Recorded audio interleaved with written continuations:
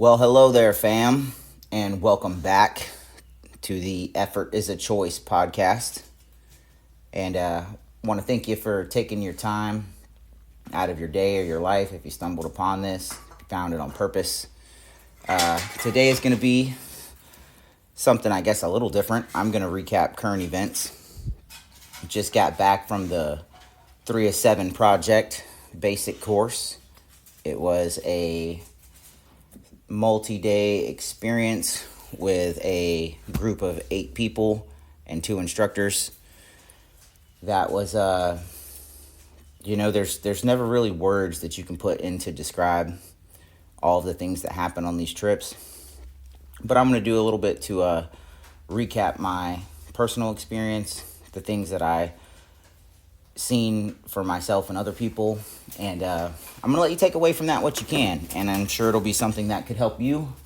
That's the whole point of doing the show, taking the time and getting my thoughts out there. Is I believe that there's something that might come out of my mouth that could affect some of the decisions, past, present choices that you make, and the overall effort that we as a collective group of human beings, Americans, whatever you want to call us, that could collectively add to the betterment of our decision making. So, basic course, not really going to go over the mission itself or any of the detailed aspects of what the teachings are or any of those motions.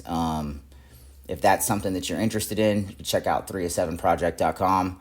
I know the basic courses are filled up for the rest of this year, but they do have openings in the ROP, which is the Rite of Passage course. That is the first one I did. It's a very, you call it what you want, man. It's life-changing if you attack it with the intention of accomplishing the goal.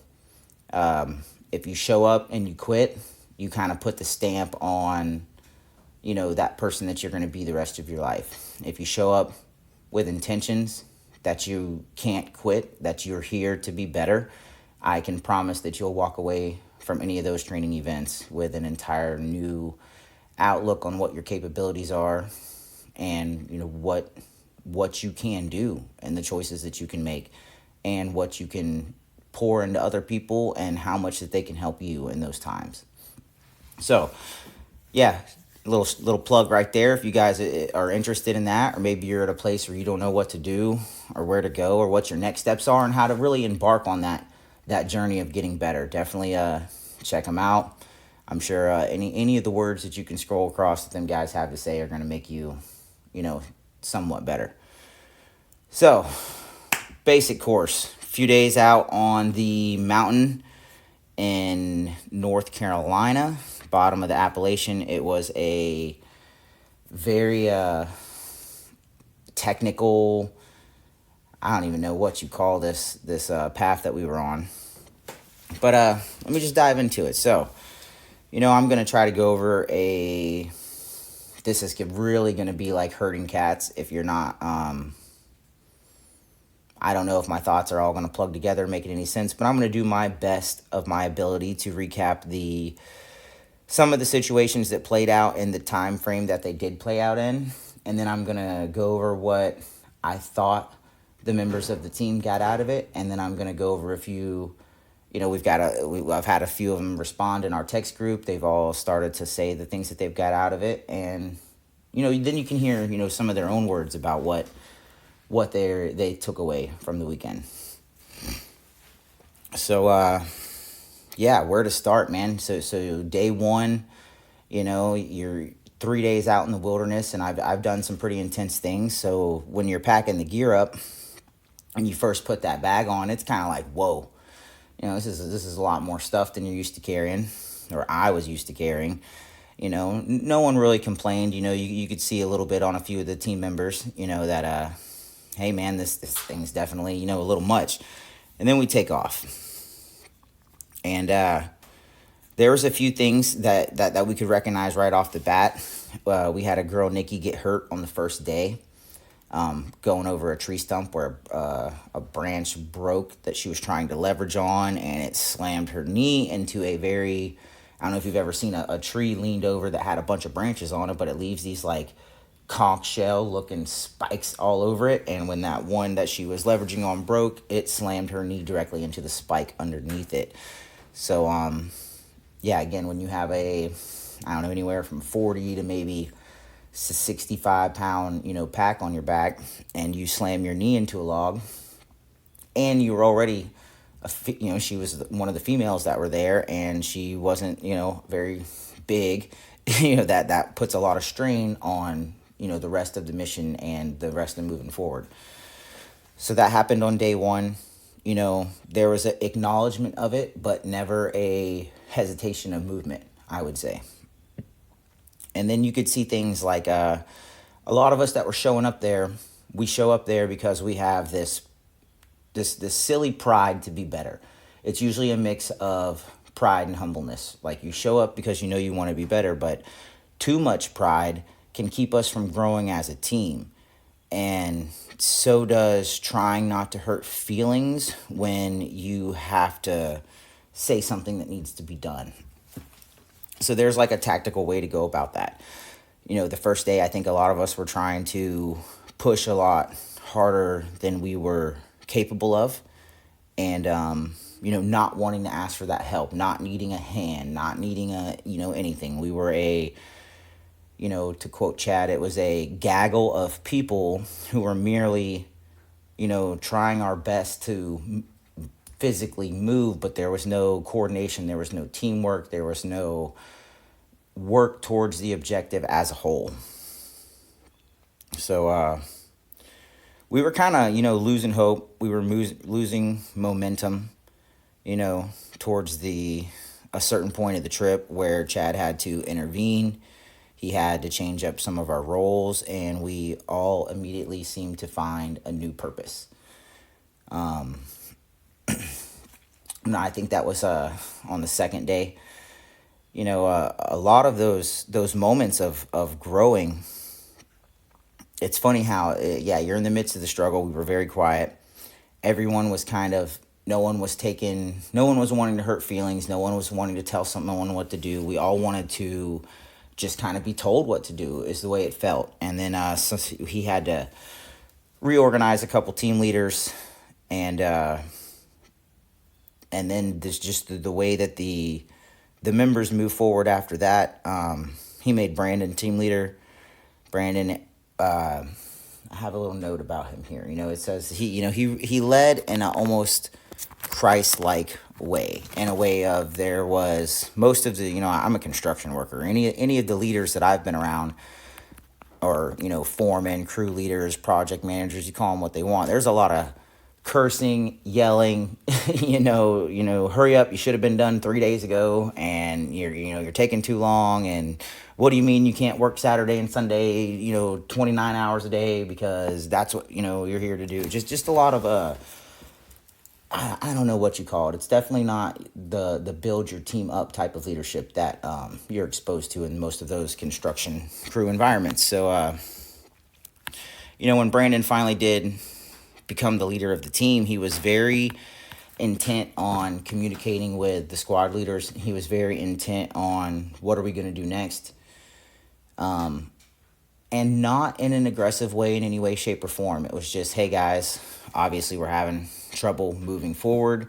So, something's got to give. What can we do here? What can we do there? A lot of those, hey, maybe we should take some things out of this person's bag and put it in here. That was the conversation before. Maybe we should. And those maybe we shoulds turned into, hey, get that stuff, put it in this bag, and we're going to have to get up the side of this, 5,000 foot climb to the top of this peak here.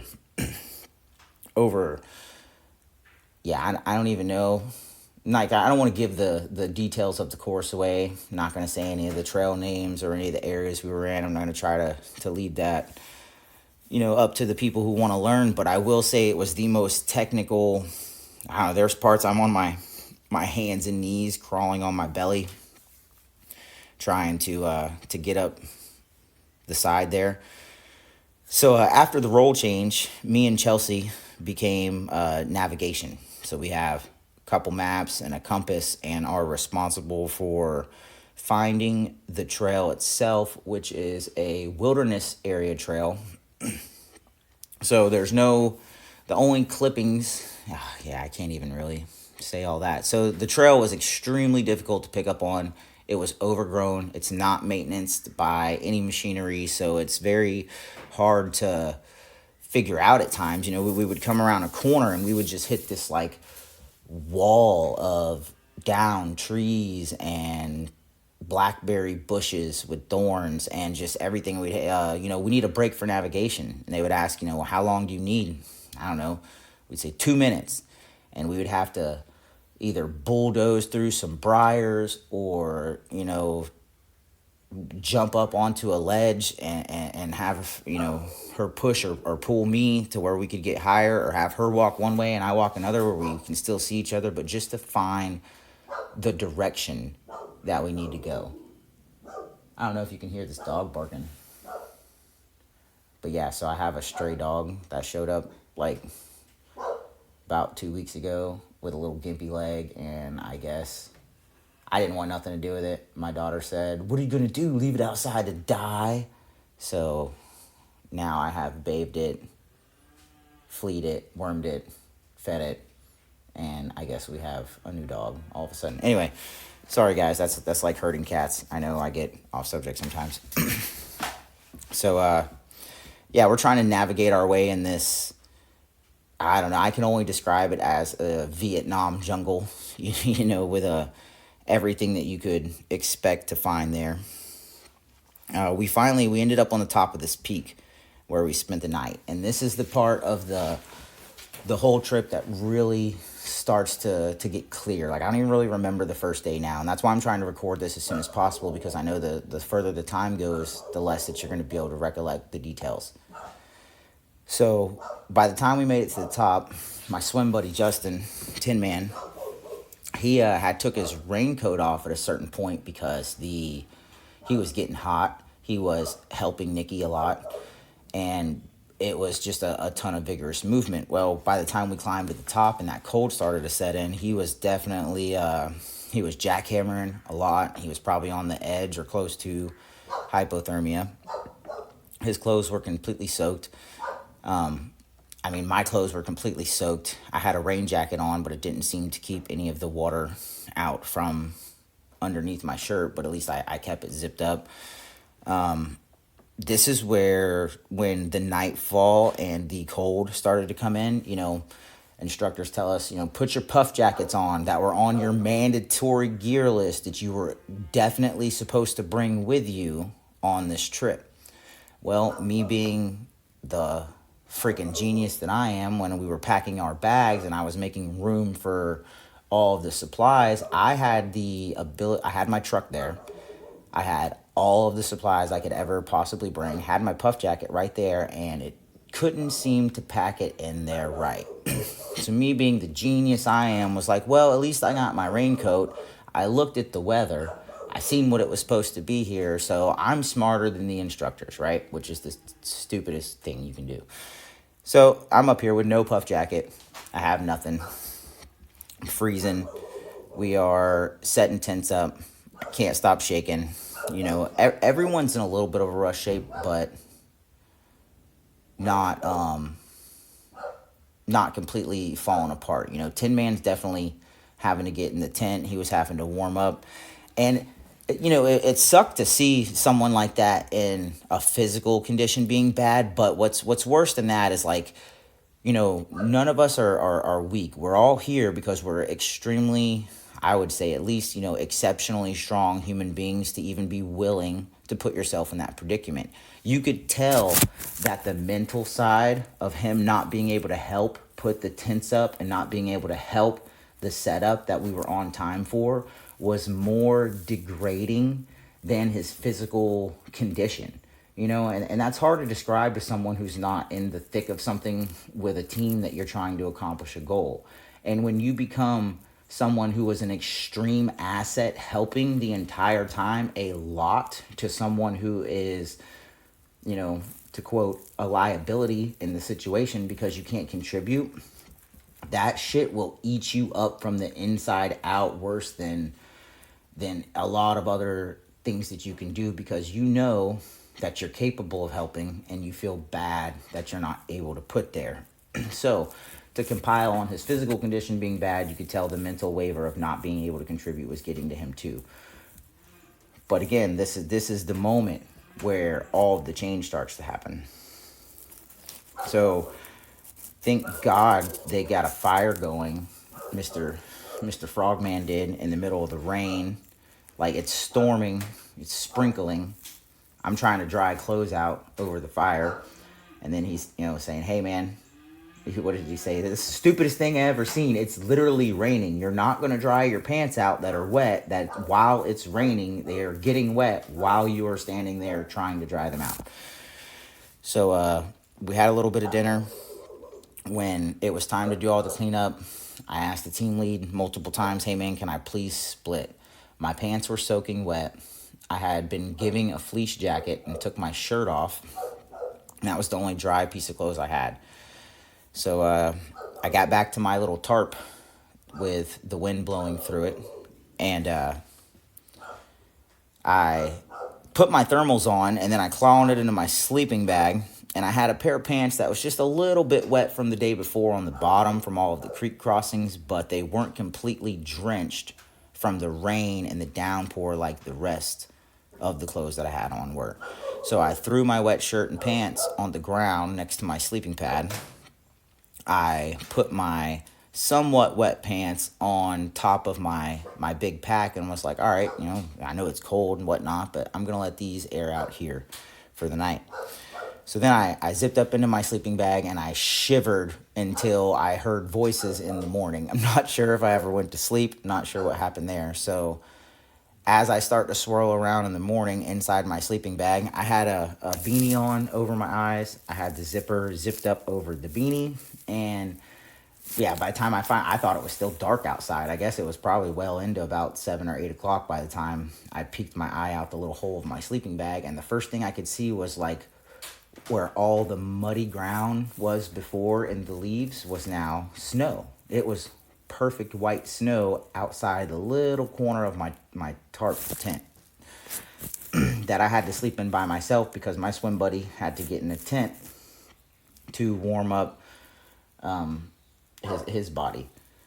So as I sit up, I also see that the pair of pants that I had set on my pack to dry out had fell forward outside the tarp and had been snowed on for, the majority of the evening.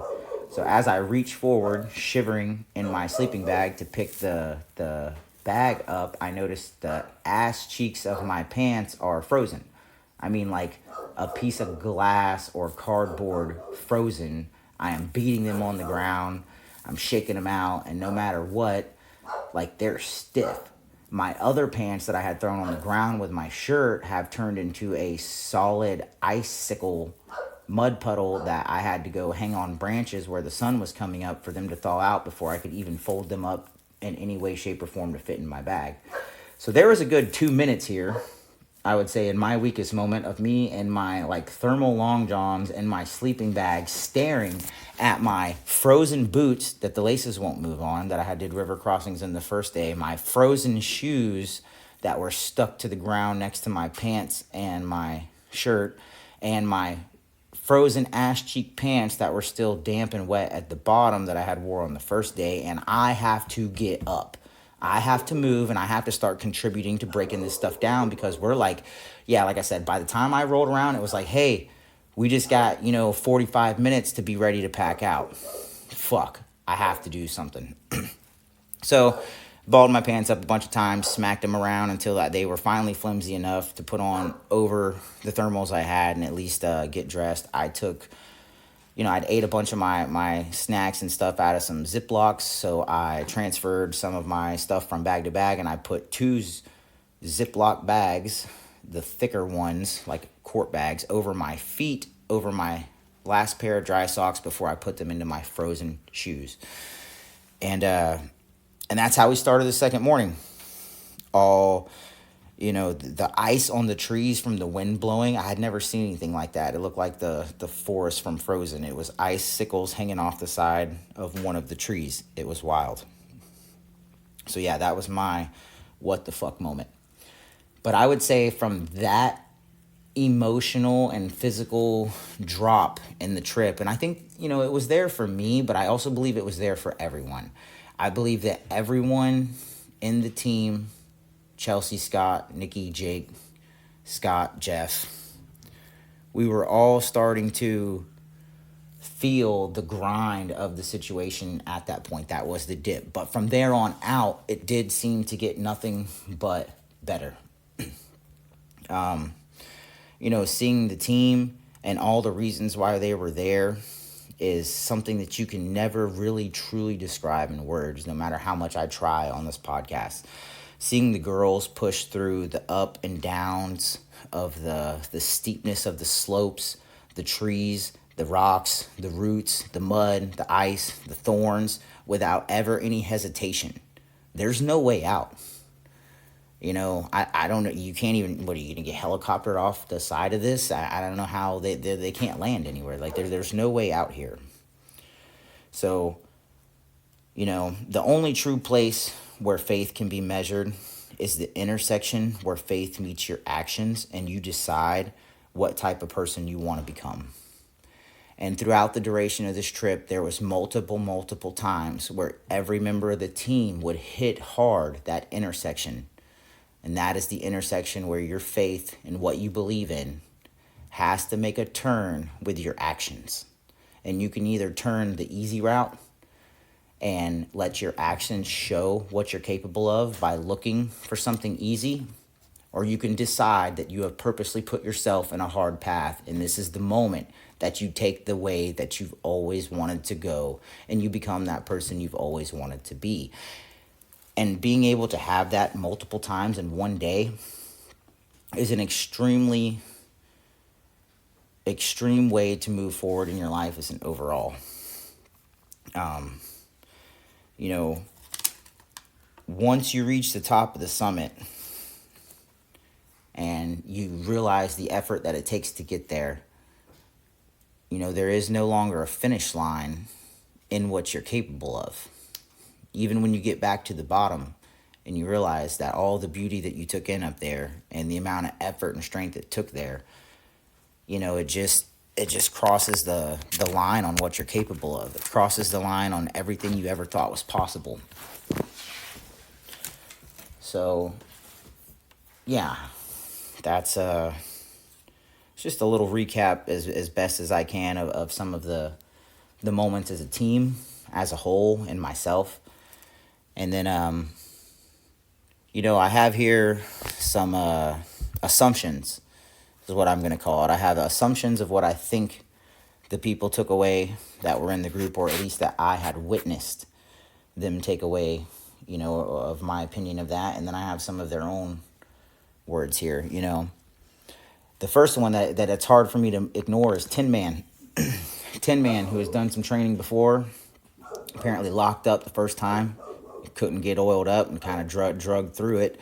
That's how he earned the nickname Tin Man. Well, if you're familiar with the reference in The Wizard of Oz and all that, you know that the Tin Man is always looking for his heart, right? And I would say on this trip, more than anyone else, Tin Man found his heart. He had got pulled from a position and replaced. And I believe he said that didn't bother him a bit. He works for himself. He owns his own company. Said he's been fired from every job he's ever had. That's why he's there. And that was hilarious. But when that rearrangement happened, he found his new purpose. And his new purpose was to help the ones that were injured or the ones that were struggling, and to pour himself into them to complete the mission. So the Tin Man truly did find his heart, and it showed the entire second half. And, the benefit of helping someone else in their time of need will benefit yourself more than you can ever realize in that moment moving forward. And pouring into others is the way that you accomplish goals that you thought was impossible, whether that's your family, your team, your employees, whatever culture it is you're trying to build. That type of selflessness is the example of the only way to truly accomplish something impossible. Scott didn't say much. He was a very stoic man. He seemed like super intelligent, another business owner, occupies his stuff. I think he found his peace, whatever it was he was searching for.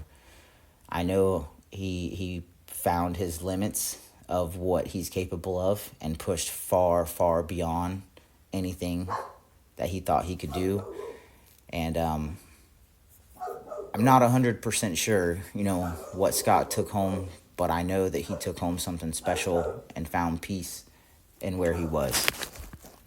Jake, man, Jake learned, whether he knew it or not, that he is a very capable leader. He showed conviction in his actions with the utmost importance of the team members at all times. He was not hesitant in what needed to be said, and whether it was holding me up to keep everyone to come there, he carried 2 bags for, I don't know, probably a total of 4 or 5 hours of the duration of the time we were out there. He was never hesitant. He never, I don't know, man, just those leadership qualities in a young man that can come through in those times. I mean, sometimes you think you're made of these things and you're not sure until you're put to the fire and to test it.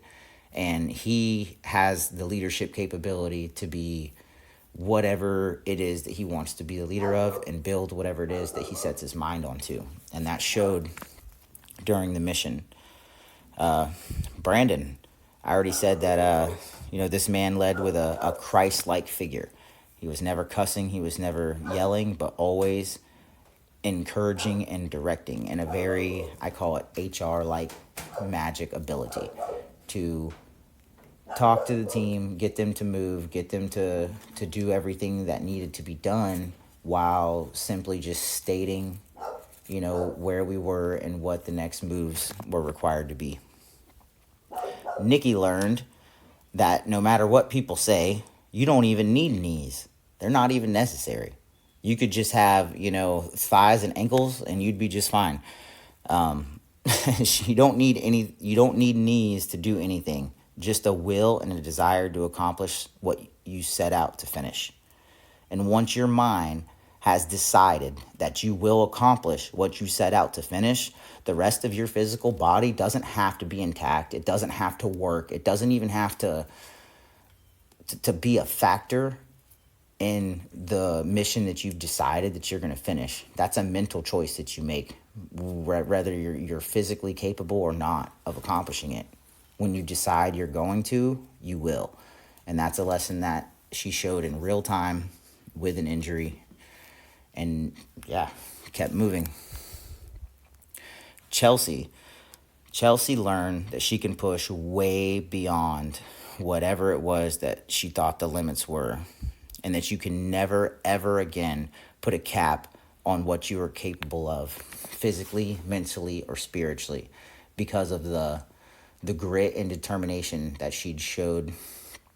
Also having multiple surgeries, injuries, accidents, just every excuse in the world to not be able to do the superhuman things that we were doing, and to not, I'm going to say not want help, but to be prideful enough to want to carry your own weight the entire time, to want to be the one who pulls others along. And you could tell that, at the beginning, those moments of struggle weren't, the struggle doubles when you feel bad that you're not contributing to the team.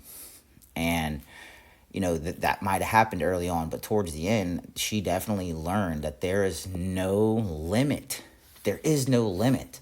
And now, you were chasing getting to the finish line, is what we all said. But when you get there, you realize this finish line is really just a super giant start line of everything else that you can do moving forward and what you're capable of.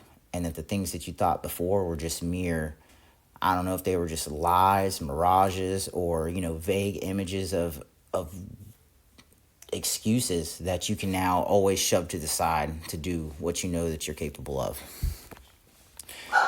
Jeff seemed to find his peace at nature and how much he can help those around him.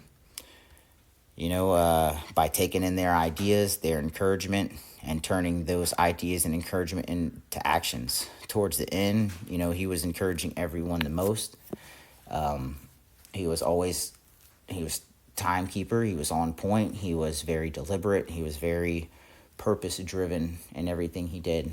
And I'm still not 100% sure, what he took home, but I know that, just being in the woods and being out there, you could tell that, we all left with something special and a new understanding. I'll just say it again. The only true place that you can measure what your faith is when you get to that intersection where faith meets your actions. And when you make the choices you need to do the things that no one else is going to do. So some of the messages that have come through, we've all had a little time to reflect. We're all getting a little bit back into the real world as life continues to revolve. And these are the words that I liked the most. I kind of picked them apart from the different people. Brandon said it best with his words of description. He says that, what he witnessed on the side of that mountain was nothing ever short of selflessness, courage, teamwork, grit, fight, determination, and vulnerability. And he has no doubt that he is a stronger person, as do we all, I believe, feel that we are stronger people from enduring the situations that occurred during that time. The Tin Man truly has the biggest heart of the team. Sharing lessons already that we learned on the side of that mountain with this girls' softball team. He pours the messages that he takes home into everyone around him on a daily basis.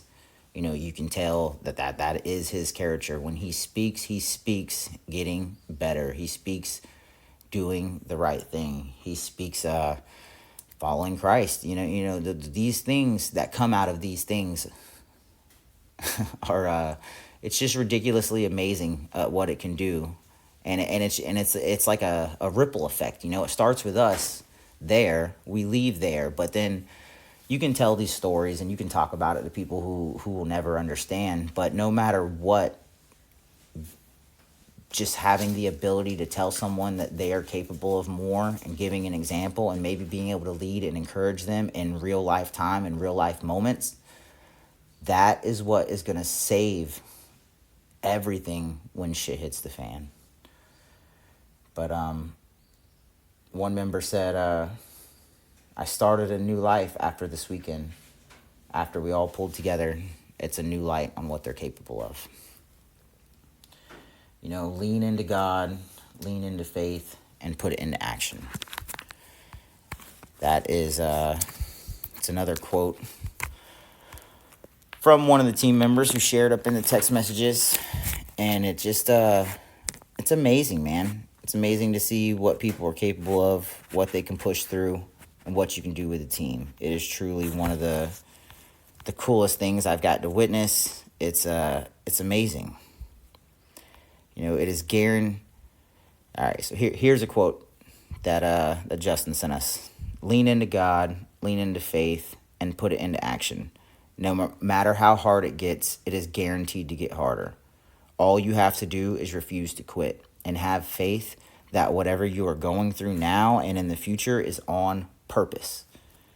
You're being forged into the person that you were put here to be. Don't be hard on yourself. Be honest with yourself.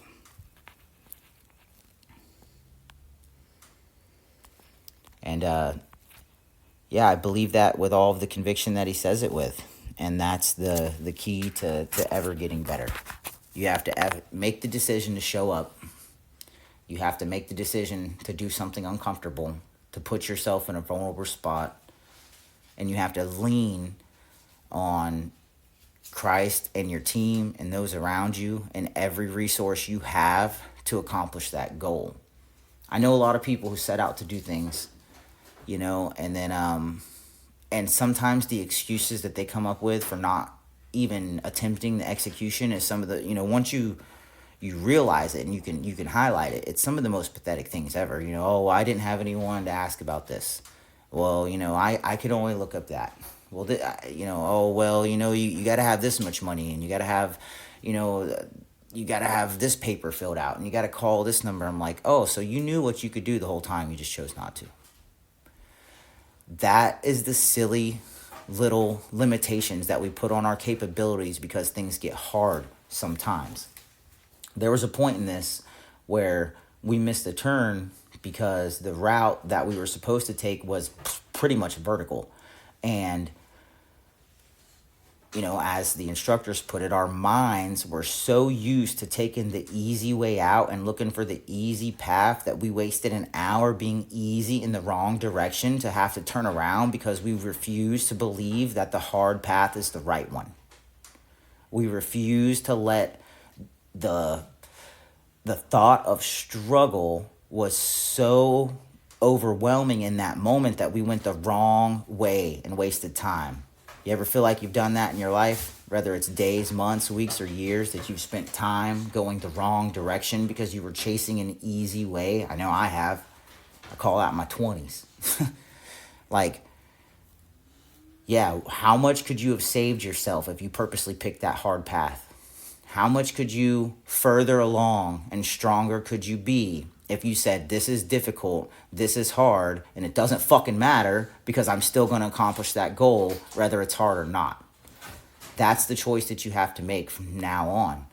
That's the choices that you see obvious and highlighted. And after these particular experiences, you get to put in, you can see it. You'll see it in your life. You'll see it whether you're walking past trash, whether you're holding the door, whether you're ordering food, whether you're making your weekend plans. You're going to know right off the bat, this is a waste of time, this is making me weak, or this moves the needle on what I want to purposely fulfill in my life. And this is going to get me closer to full instead of running myself empty, chasing comfort and being stuck in a cowardly, fearful position for your entire life because you refuse to take the steps.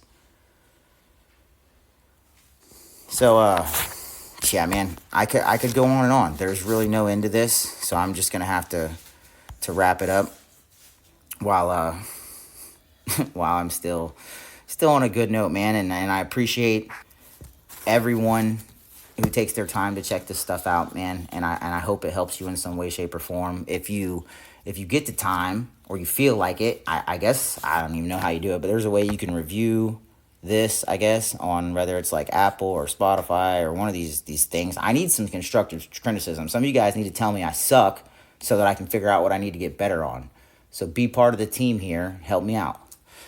And other than that, keep your moral compass pointed in the do the right thing direction, which is probably the do the hard thing direction. Doing the wrong thing is your only other option, because if you do the wrong thing, you're going to learn and you're going to get better. But if you do nothing, you will be nothing forever.